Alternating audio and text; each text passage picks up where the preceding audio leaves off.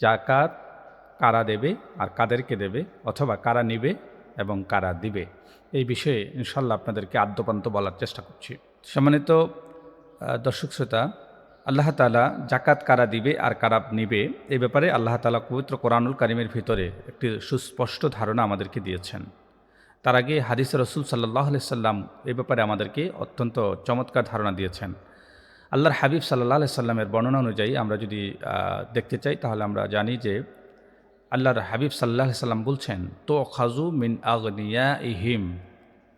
আর আল্লাহ তাআলা হাবিব সাল্লাল্লাহু আলাইহি সাল্লাম বলছেন যে তো খাজু মিন আগনিয়াইহিম, ধনীদের থেকে এটা জাকাতটা গ্রহণ করবে গরিবরা। ও তুরাদ্দু আলা ফুকারাইহিম, আর গরিবদের মাঝে এটা বন্টন করা হবে, বন্টন করে দিবে গরিবদের মধ্যে, গরিবরা গ্রহণ করবে, ধনীরা দিবে। এই ব্যাপারে এই মর্মে আদেশ হয়েছে। এখন প্রশ্ন হচ্ছে, জাকাত কাদের উপরে ফরজ বা কাদেরকে জাকাত দিতে হবে, কারা জাকাত দিবে, এ ব্যাপারে যদি জানতে হয়, এখানে ৮ শ্রেণীর মানুষকে আল্লাহ তাআলা নির্ধারণ করেছেন যে ৮টা শর্ত পাওয়া গেলে কোনো ব্যক্তির উপরে, তাহলে ওই ব্যক্তির উপরে জাকাত দেওয়া ফরজ হয়ে যায়।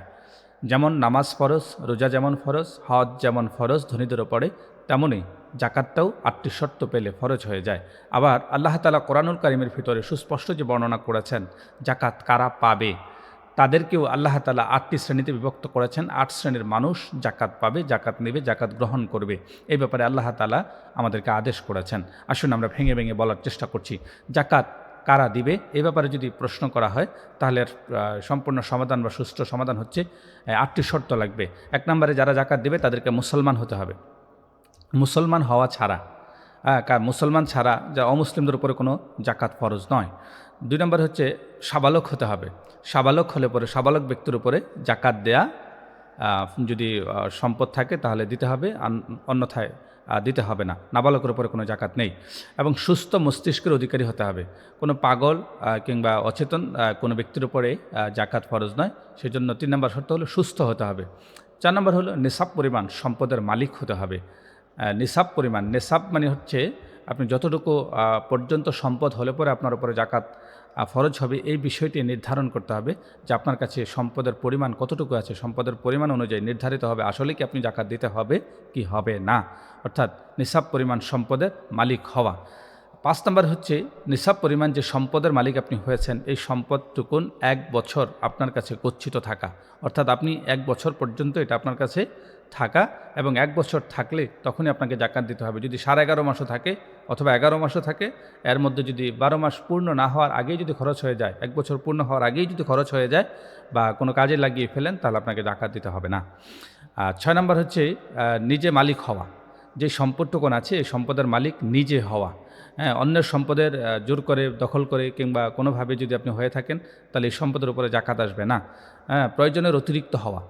হ্যাঁ, 7 নম্বরে হচ্ছে প্রয়োজনের অতিরিক্ত হওয়া, অর্থাৎ আপনি যে সম্পদটুকুন আছে এই সম্পদটুকু আপনার প্রয়োজন ব্যতিরেকে আপনার ভরণ পোষণ, পরিবার পরিজন, আত্মীয় স্বজন সব কিছুকে পরিপালন বা পরিচালনা এবং তাদের ব্যয় বহন করার পরে যেটা উদ্বৃত্ত যে থাকবে, এই টাকাটা যদি নেশাব পরিমাণ হয়, তাহলে জাকাত দিতে আপনি বাধ্য বা দিতে হবে। আর 4 নম্বর ব্যক্তি হচ্ছে ঋণগ্রস্ত না হওয়া। 8 নম্বর হচ্ছে ঋণগ্রস্ত না হওয়া। তাহলে আমাদেরকে মাথায় রাখতে হবে এই 8টি শর্ত যাদের ভেতরে পাওয়া যাবে তাদেরকেই জাকাত দিতে হবে, প্রদান করতে হবে, জাকাত দিতে হবে, এবং জাকাত দেওয়া আবশ্যক, ফরজ হয়ে যায়।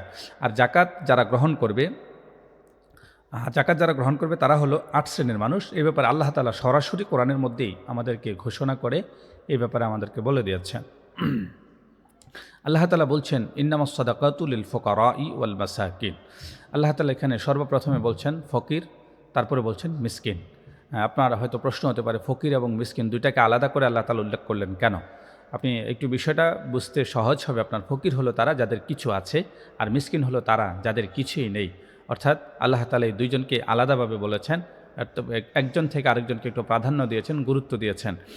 এই জন্য আমাদেরকে এই বিষয়টা গুরুত্ব দিতে হবে, ফকির এবং মিসকিন। 3 নম্বরে হচ্ছে জাকাত আদায়কারী কর্মচারী, বলে আমিলিনা আলাইহা। যারা জাকাত আদায়ের জন্য নিযুক্ত কর্মচারী হয়, তাদের জন্য জাকাত গ্রহণ করা যাবে, এবং এই মর্মে আল্লাহ তাআলা আদেশ করেছেন।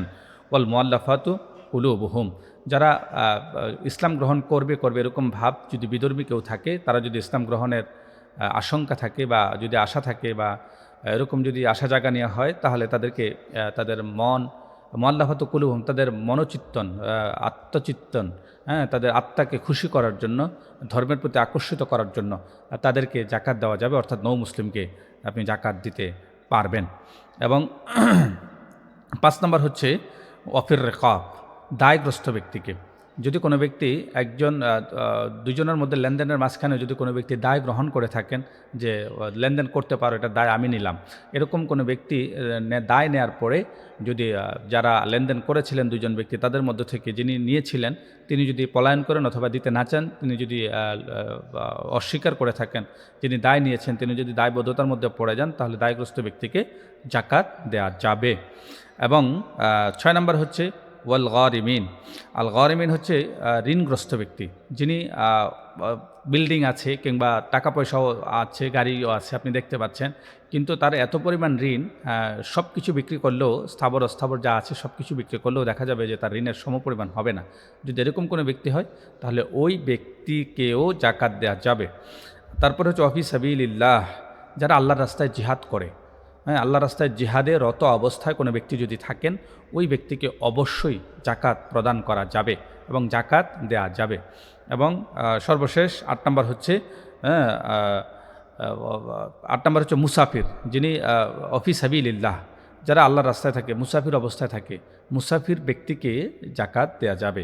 এই 8 শ্রেণীর ব্যক্তি জাকাত গ্রহণ করবে। আর প্রথমে যেই 8 শ্রেণীর ব্যক্তির কথা বললাম, 8টি শর্ত পাওয়া গেলে তাদেরকে জাকাত দিবে।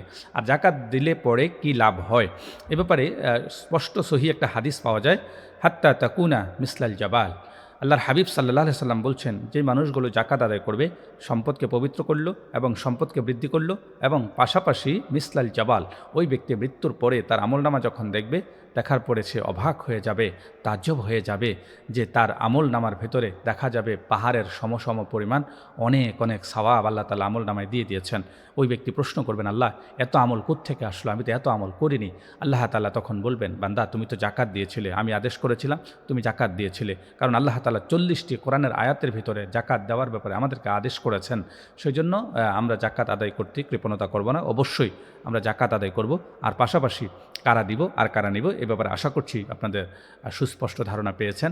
এই মর্মে আমাদেরকে আমল করার আল্লাহ তৌফিক দান করুক। ওমা তৌফিক ইল্লা বিল্লাহ। আসসালামু আলাইকুম ওয়া রাহমাতুল্লাহি ওয়া বারাকাতুহু।